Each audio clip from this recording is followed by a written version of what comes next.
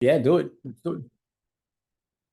Hey everyone, welcome to this video. Sean Smith here. And for those that don't know me, I've been doing Amazon PPC for almost 10 years now, working with hundreds of brands, ranging from launching on Amazon all the way up to 8 figures. And so I've been doing working with brands for years, doing strictly Amazon PPC. And today we'll be talking to Bernard Nader. We're going to be talking about, we're going to go deep in the weeds on some projects that we're working on PPC. But before we do that, I will have Bernard introduce himself and then we'll dive right in. Cool. Thanks, Sean. So yeah, Bernard Nader. I've been with actually a student of Sean's for like 4 years now. I've been doing PPC for the past 7 years now, but as an agency about four or so. So we help manage accounts for 6, 7, and 8 figure sellers. So Yep. happy to be on board, Sean. Let's do it. Let's do it. So Bernard and I were having a quick discussion before this video to figure out, hey, what type of content did we want to, share? And we kind of both decided to really share, this content will meet two criteria. Well, number one, it'll be Amazon PPC, but outside of that, it'll be projects that we're working on, and we're going to go deep into the details. And so the first one and I will ask clarification questions and we can ask each other questions and learn more about how we're doing the processes, but we're going to go deep into details on, I think we're first going to talk about Amazon PPC launches in 2024 because we're both launching products all of the time. Bernard has been working recently on launches and kind of go over the account that you're working with where you're launching a lot of SKUs, how many SKUs they have, and then how many you launch per month. And then, the details of the strategy, all the A to Z. Let's do it. Let's do it. So the brand is like a low 8 figure brand, right? So I would say on average, we launch, I would say 200 SKUs every 2 or 3 months. So they have like massive amount of SKUs they're testing. They're always testing products, see what works, see what doesn't. Yep. And yeah, so the way we do it is I had them get an account with Data Dive, right? So basically, they do all the keyword research using Data Dive. Yep. So they do the optimization, the keyword research. They do the right analysis for the title, the bullet points, all the pictures, all that stuff is optimized, right? Mm-hmm. And then what they do, they send me a list of all the keywords that they want to rank for, right? Yep. Not just what they want to rank for, but everything else they want to go after, right? Yep. Relevant stuff, typically, like highly relevant. I would say, yeah, nothing like too crazy, but typically those products, they don't see a lot of volume, right? It's pretty low volume stuff. Yeah. So they would send me over the list of all the keywords, and then sometimes they would go over all the competitors, give me a list.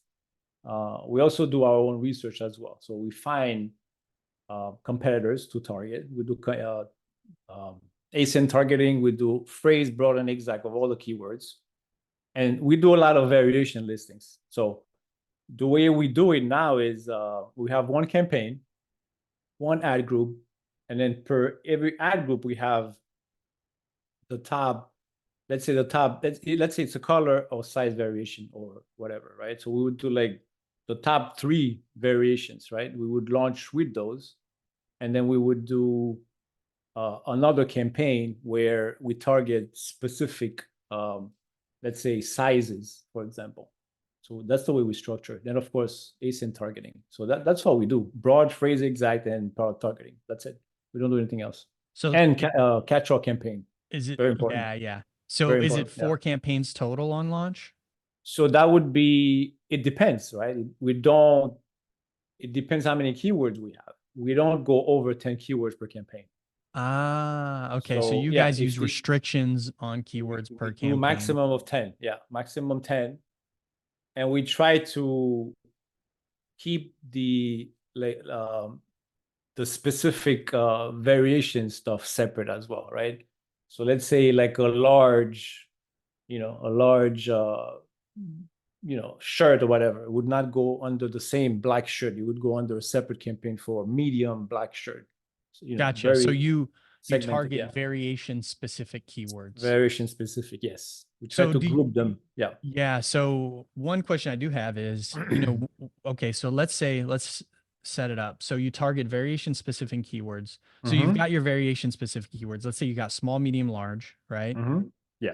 And then you've got, that's three different. So you're gonna bid on small for the small, medium for the medium, large for the large. But there is a Yes. root keyword that doesn't have any specifiers on the size. For that Right. like root keyword, that general keyword, do you bid on that as well? On the generic campaign, we have a generic type of Okay, so campaign you'll have where a we have generic all of campaign and then you have a and variation specific campaign. variation specific campaign, exactly. And then Gotcha. in the variation specific stuff, we have different ad groups. So we would not launch separate campaigns for all those, right? Because they're like typically fewer keywords, right? Yep. So we would have one campaign and several ad groups, and in there would add all the specific ASINs. Gotcha. Yeah. So, the way you described it was that this was a launch for a lot of variations for low volume products. Low volume, yes. Yep. So if you're watching this, really understand that when you launch a product, you have to have a different approach to launches with a high volume product or a potentially high volume product and a low volume product. And that really goes back to check me if I'm wrong, Bernard, but I think for me, that really goes back to like how much you're going to spend per day. If you have a lot of variations and they're going to be low volume and it's not going to be a home run, then you're going to want to spend less usually out the gate for each listing. And then also bids. One thing we do, so we've just launched, I think around 80 new products for one of our accounts that we work with. And those products were kind of bucketed into two categories. And one of them was like product A over here had a bunch of variations. And the client told me, hey, we don't think these are going to do well.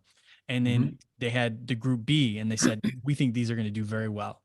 And so what I did was the way I approached starting bids was influenced by them telling me that. So I knew that for these lower performing ones, I'm going to do lower bids. And then for these that they might do better, I'm going to do higher bids. So what I'd love to know, like with this launch that you currently did, how do you calculate the starting bid? So when you do product targeting, do you do exact and expanded as well? Do you do both match types or just one? We do both. Yeah, we do both. And then, Again, it is super low traffic stuff. Not super, but it's lower traffic. I would say if they are higher volume stuff, then probably I would make some. I would probably do separate. But Yep. since it's such low volume, I do it together because it's it's not going to max out the budget. No, it's not going to max it Did you out. do category targeting at all? At launches, we don't. Gotcha. We do it later on, like stage 2, like let's say maybe a month later or so, depending on how much data we get back and if it makes sense for the product line. And then but as launches, we don't. For launches, we don't do category. Do you? I think it depends as well. It really does. Category targeting is so hit or miss in general from what we've seen. Right. Sometimes they knock them out of the park, and then sometimes it's nothing. And so, I think of it as like I treat category targeting kind of like a auto campaign targeting. Yes. Where Same here. Yep. If I do launch it, it's going to be a lower bid, and we're just going to be more conservative with everything. So, I do like to launch them. It depends on the launch and the budget. Like with the accounts that I'm working with now, they're really big. And I mean, I don't know if they're big or not. It depends on who you ask, but like they're well-established brands that are profitable. So we can test category and we have that money to allot towards there to see if it's a hit or miss. So we'll test them for sure. I sent a video to one of the brands that I managed today. And I've done auto, keyword, and product targeting for the launch. And then I was like, oh yeah, maybe I should try category targeting. So I was like taking notes on the video because the juices are flowing when I'm sending these videos. Yeah. I mean, I think it's it would be okay to test that out, especially like low volume stuff. I don't see the harm. It's like you said, it's like an auto campaign. It's pretty broad, right? And if it hits, it might hit pretty well, you know, it might be one of your Yeah, best. yeah. Yeah. True. That's something I gotta And try if for they've got sure. the budget and they're a large account, then it's totally worth testing. And one thing I Yeah. did learn, one thing I do know about, you know, more established brands is that at least the ones that I feel like do a good job of managing their Amazon business is Mhm. that they want you to test things, not too much, but they want you to be out there learning and doing things, and they're okay with Sure. being like, oh, it's only you know, so Yeah, they're for okay sure. with it. So back to your launch, Mhm. this is I feel like calculating the starting bid is the, you know, that's the crudité, or that's the thing, man, because when it comes to trying to be as profitable as possible on a launch, calculating that starting bid can Uh-huh. really dictate a lot of the performance. So we've got, you know, so how do you calculate it for all of the, now this is detailed. So, Uh-huh. you know, you do auto, keyword, and product. So within Uh-huh. the auto campaign, how do you calculate the bid for each one of those targets, keyword targeting each one of those match types, Mhm. product targeting each one of those match types? How do you calculate those bids? So the way we do it is if we don't have historical data, right? So if it's like a completely new product line, which, Yep. they do a lot of that, right? A lot of new stuff they're testing out. So what we do is we have an idea of how much maximum we want to pay for a click, right? So I Yep. would look at the suggested and then make sure we don't go over that, right? If it's not crazy, we just go suggested plus like 10%, making sure we get the impressions, right? Yep. Uh, and there's a cap, of course. We always a $20 product, right? If it's 20, 30, whatever, we're not gonna spend $3 a click, obviously, right? Right. So we do Yep. have a cap. Yep. And if we do have data, then we do calculate the data, right? If we have like we're launching a variation type of thing, right? Or Yep. something very similar to something we already have, then we do pull up the data and then we just do an average of the CPC for the last 30 days or so, something like that. We And do. yeah, we always cap it. I think that's the most important thing. Whatever method you use, you got to cap it, right? You don't want to Yep. go like $5 a click. That's not gonna work. Unless it's like $100 product, then yeah, you could afford it. But Yep. Yeah. typically we don't go. Yeah, we have like a cap we use, right? We do something similar where if we have historical data, well, it depends on the size of the brand, but like for you know, I have one Amazon business I work with where their brands are huge, and so each portfolio is a brand, you know, versus a Uh-huh. SKU. And then I have Right. another brand where we just break it out by SKU because each SKU is high volume. So it depends Right. on, you know, how we analyze it. But we create for larger accounts, we create portfolios for the brand. For you know, smaller accounts or less SKU counts, we'll create them per SKU. And then we do the same thing. We could look at the last 30 days when we have the historical. And then basically what we do is we look at the last 30 days and we set the ceiling at about, if we're happy with the ACOS, like if we're happy with where it's at, we set the bid ceiling to 10 to 20 cents higher than as our ceiling for the click. So Right. we do Okay. suggested bid plus 50%. Yeah. Okay. So when we launch the campaigns, we'll say, hey, we'll do suggested bid and then we'll add 50%. And then if it's above our ceiling, Mhm. our team goes in and decreases it to our Yes. ceiling in each ad group. That way, like you said, we don't pay too Yes. much for it. And then Right. if it doesn't have to historical data, we do something similar to you. We kind of ask ourselves, how much do we want to pay for a click? Yeah. You know, and we don't even use, honestly, man, I scan Amazon suggested bids. Actually, yeah, suggested bids can give you some insight into it because if they're $1, then you can be lower than Yeah. that and do it. Right. So we use that as a barometer. If it's like, you know, we see $3, $4 and it's a $30 product, then we're going to be like, we've been in situations where it's like $2 to $3 was like the recommended. And what we did Uh-huh. was like $1.70. And we were able to like capture like, you know, we were running out of budget. So I think that one big thing that I think me and you have both observed, correct me if I'm wrong, is that suggested bids will lead you down the wrong path. Yeah. Like they're Uh, good. Yeah. Yeah. no, for sure. I another brand we manage, it's a higher price point product. I've seen suggested bids like $15, right? Yep. And we pay around, I would say like two and a half, close to three. Some of them are suggested at 15. It's insane. It's And you're like still getting traffic. you get traffic, yeah, for sure. Exactly. Sure, That's for why sure. suggested bids to me. And then the data changes for suggested Yeah, bid fairly frequently. So yeah. I don't like to use it. And I don't really know the math behind it. How do they come up with this? I mean, I know it's going to be some PhDs somewhere doing the math, which is totally fine, but I'm not in that lane. But yeah.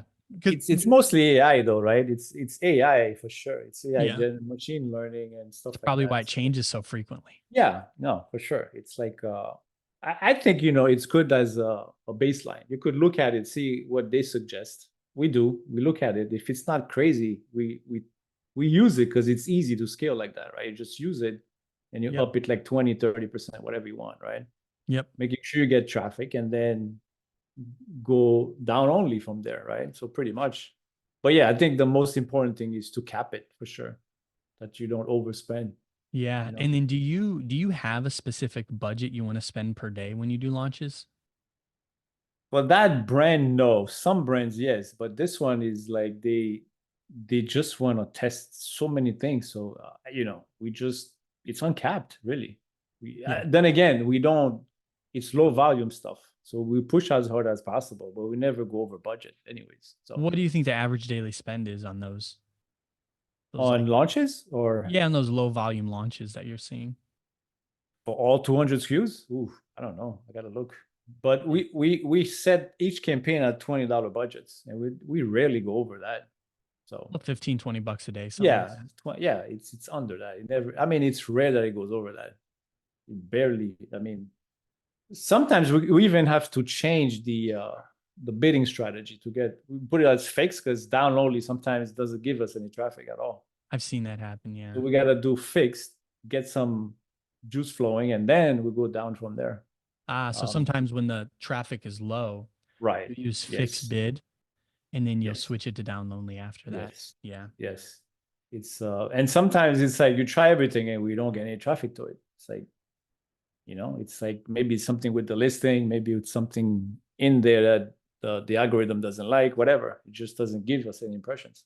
Yep. So, Yeah.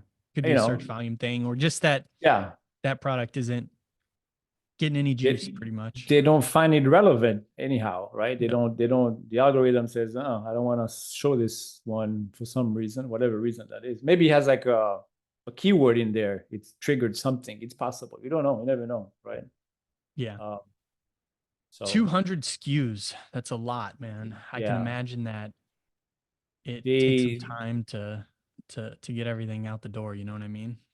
yeah, I mean, good thing we have help from them. They have like a small team that like they got trained using data dive and Yep. helium 10 as well, but mostly they use data dive. And then they do all the graphic design, everything is done in-house. They have a small team, I would say like 6 or 7 people somewhere there. Do And you when it comes to launches, I guess one big question is like how long do you want to wait until it's profitable?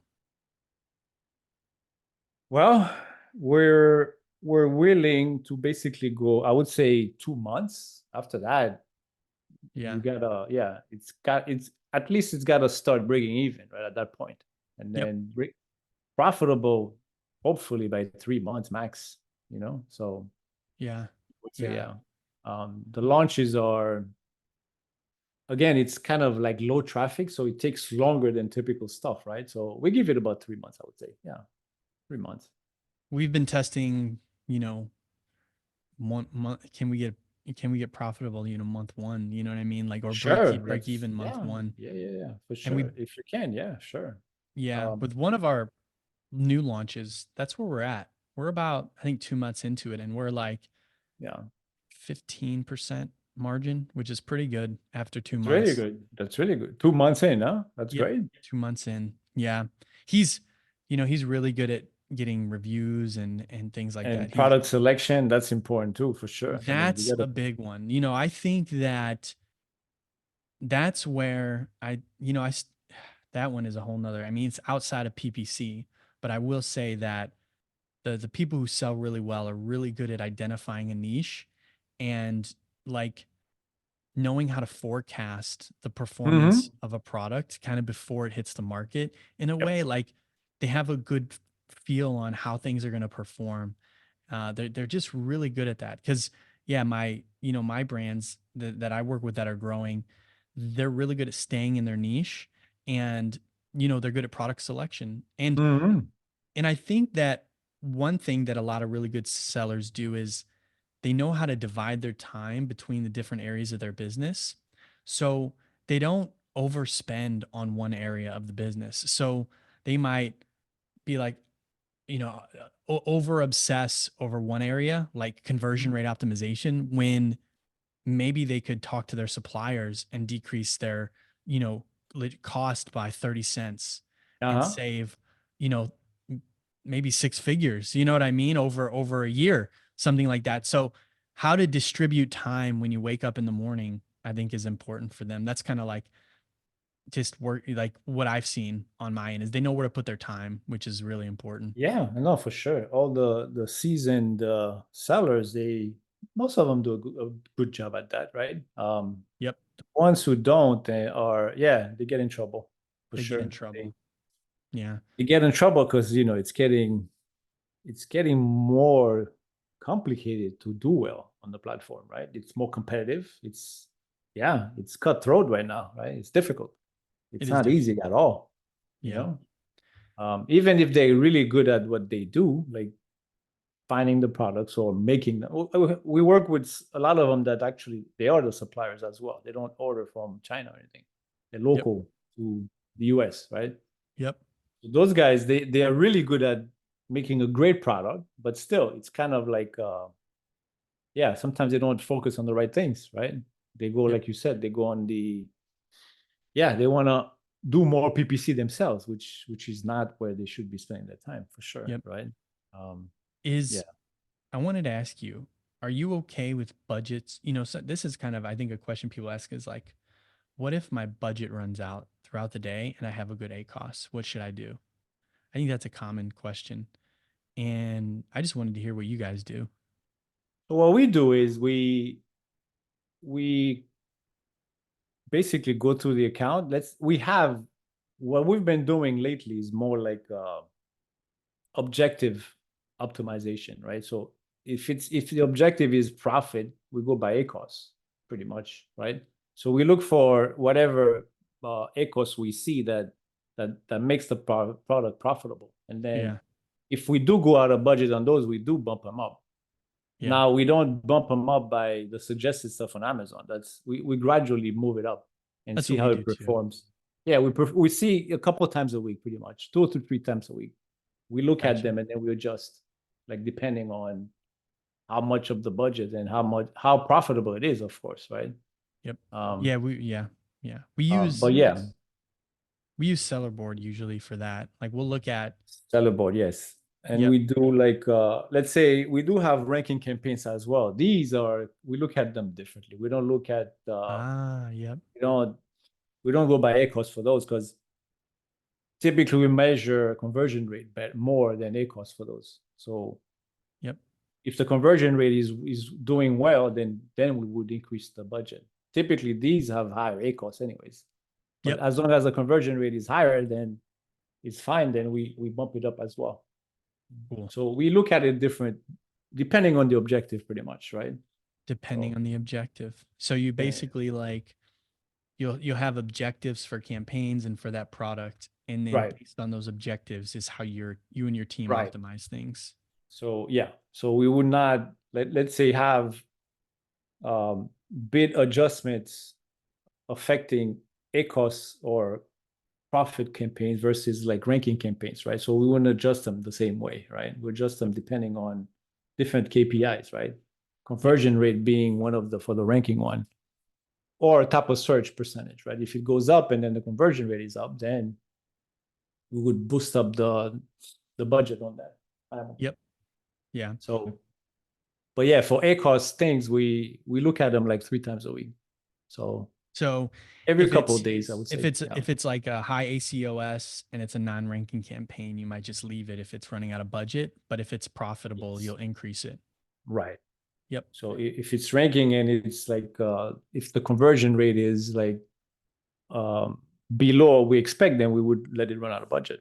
We Yep. would not increase the budget. No. We do something similar. We kind of, when it comes to budget optimization, the first thing we look at, it's like a top-down checklist. Like, number one is, what is the profit of this product right now? You know what I mean? If it's really profitable and doing well, then we can increase the Yeah. budget. If it's not doing well, we might actually want to decrease it. And then if it's profitable and doing well, we go into the metrics you talked about. We look at ACOS in the past 14 days, excluding 24 hours, conversion rate in the last 14 days, excluding 48 hours. And then we just decide like, hey, we incrementally do it as well. So like, Amazon will go from like, hey, you're spending $8 a day, jump to 30.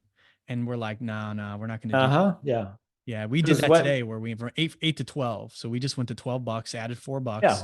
and we'll see how that fleshes out. And then we'll add more as we need to. Because we've seen historically that when you do those big jumps, ACOS tends to go through the roof. Yeah. And profit tends to go to the basement. Exactly. No, yeah, for sure. Because the thing is ACOS goes to the attic, profit goes to the basement. Yeah. So what I see they base it on is like estimated clicks or sales or whatever, right? Yeah. So they don't take into account anything else. We have to, right? Get profit. We got to take into consideration profitability. They don't take any account in anything, not even ACOS. They only look at like impressions and sales. That's what they care. Clicks. Yeah, top level stuff. Yeah, if you increase budget, you're gonna have 10% more impressions or estimated whatever sale. But if the ACOS is like 100%, then it doesn't make any sense, right? Yeah, you're right. It does. You're gonna be losing money. It is based on, and that's why they have that budgets tab. When you look at the budgets tab in the Seller Central, it gives you forecasts on impressions and sales, but it doesn't give you a forecast on ROAS or ACOS. No, right. But we do use it in that sense, though. We use it and then we filter by whatever ACOS, by the SKU, right, or the product line we're looking for, and then we basically filter to the whichever one has a good ACOS. Then we look at it, but we still do it manually, though, right? Yep. Yeah, we do a lot of stuff. We have like our systems. We have like systems that my team implements on an ongoing basis, weekly, bi-weekly, monthly. But then we also have a lot of custom stuff that we do, just because we see that, like a good example is like, 3 years ago, 4 years ago, I never even really used Seller Board or profit tracking tool. And now it's like my best friend. I look at it like every other day or every day, and I use it. It's like it's the number one place that I go to first when I want to make an adjustment to PPC. Is like I go straight to Seller Board to see what my tacos is and my profit. I don't use their PPC stuff because my accounts are too big and they have limits on it. Like you can only have like 100,000 keywords or like 10,000 keywords or whatever. So I can't use their tool for that. But yeah, we really just look at profit per SKU and we make adjustments based on that. And we're really, you know how it is, man. We're just on our end, we're super proactive about being profitable. Like that's our number one goal. Sure. And it's panned out really well for the brands that we manage. I would say us too. And then thanks for that, by the way. Remember one of the brands that was like, we had in the contract where we had to meet a certain ACOS. Remember that? I told you? Yep. So I had to like have a few conversations with him where now our KPI is profit from Seller Board. And now he's happier. He's the happier guy because profits are up, right? Profits are but up. So is ACOS. The thing is more competition raises ACOS, right? But the profit is still good. So he's happy, right? But you can, and I think the reason he's so happy is because that's the main thing, man. Like ACOS